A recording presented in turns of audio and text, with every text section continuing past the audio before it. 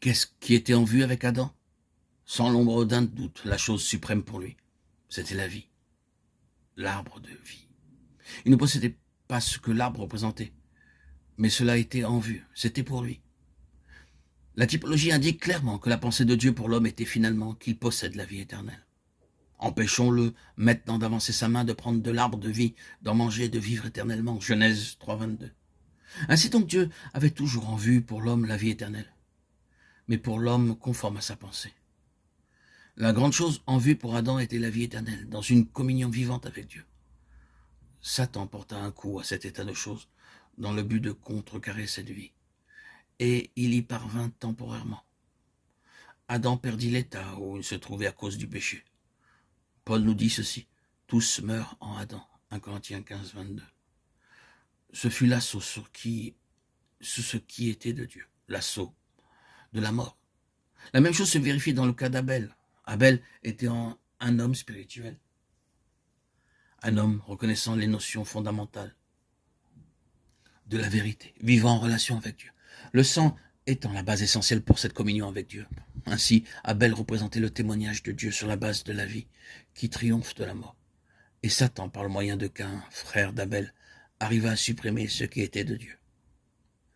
Lisons le chapitre 15 de la Genèse.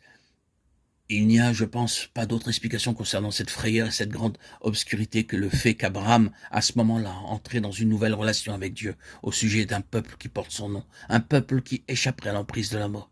Car Dieu, à ce moment précis, allait s'entretenir avec Abraham concernant sa descendance en captivité, et qu'après 400 ans, elle serait délivrée par une main forte. Juste avant que cette vision rassurante lui survienne, là, près de l'autel, des animaux partageaient du sang répandu, une frayeur et une grande obscurité vinrent l'assaillir. Dans une moindre mesure, beaucoup d'enfants de Dieu connaissent quelque chose de cette expérience. Lorsque Dieu est sur le point d'accomplir une chose nouvelle, de donner une plus grande révélation, de s'exprimer d'une manière vivante parmi son peuple, il traverse un temps de frayeur et de grande obscurité.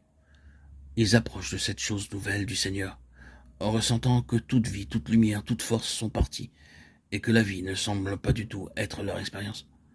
Peut-être connaissez-vous quelque chose de cela. Certains d'entre nous avons quelque peu expérimenté cela. Alors que nous nous approchons de l'heure où une parole qui aura une grande conséquence pour son peuple est sur le point d'arriver de la part de Dieu, nous traversons un temps de frayeur et de grande obscurité. Quelque chose de profond, de terrible, intangible, mais mauvais. C'est la mort cherchant à engloutir ce que Dieu est sur le point de mettre en œuvre. C'est la mort cherchant à dévorer cet enfant dès qu'il naîtra. C'est une vieille histoire. La même chose est vraie de Job. C'était l'assaut de l'esprit de la mort sur ce qui représentait Dieu.